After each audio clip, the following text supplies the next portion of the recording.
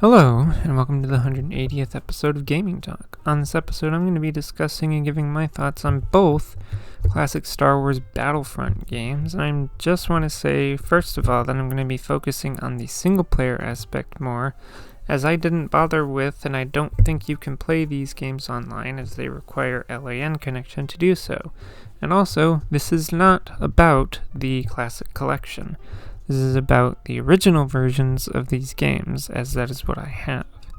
Let's get into it. So, the single player in 2004's Battlefront game isn't really all that much if you ask me.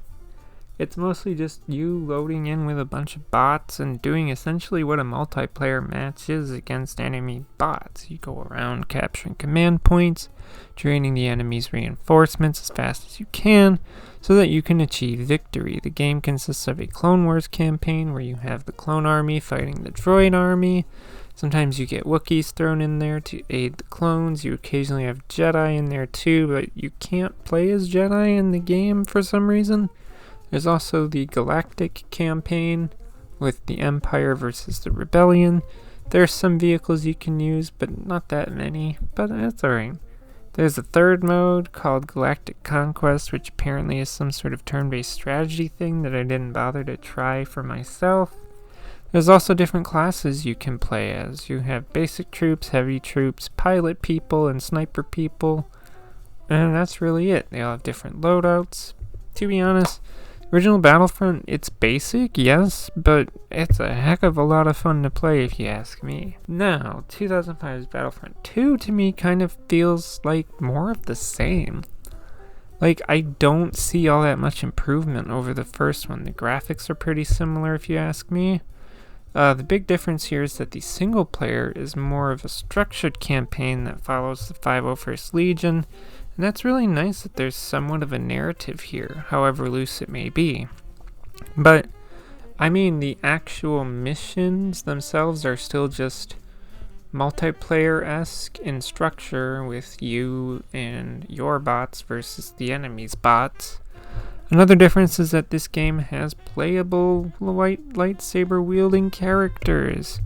You can be Obi-Wan, Darth Maul, Yoda, Ayla Secura, I think was her name, Darth Vader sometimes, and so on. And it's not that bad, actually. There are also enemy lightsaber-wielding characters that you will have to fight sometimes in the campaign, and yeah, they're tough because they can one-hit kill you. There are vehicles, just like the original as well, and all the same classes, as well as new ones like the Clone Commander and Magna Guard, and so on.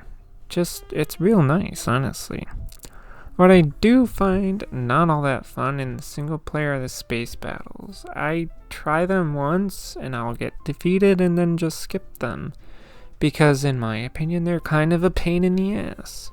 It was also annoying when I did the first space battle mission that by default the flight controls were inverted, and I hate that.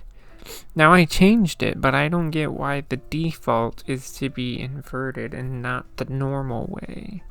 The other thing I don't like is the entirety of the Nightfall mission. Yeah, I tried that mission so many times and I couldn't beat it. So yeah, I downloaded the 1.3 patch mod and used Fake Console to play the levels after that. Because that mission, specifically where you have to defend the freaking books, is impossible, even with the engineer. Again though, the game's pretty fun outside of that one mission, and I will admit, though, that I think I had more fun with the first Battlefront game. But, overall, both classic Star Wars Battlefront games are tons of fun and still hold up today. Yes, the classic collection exists with all of its current problems, but I definitely recommend both of these games. But that's going to do it for this episode, so if you like this kind of content, feel free to subscribe. Thank you for listening, and goodbye.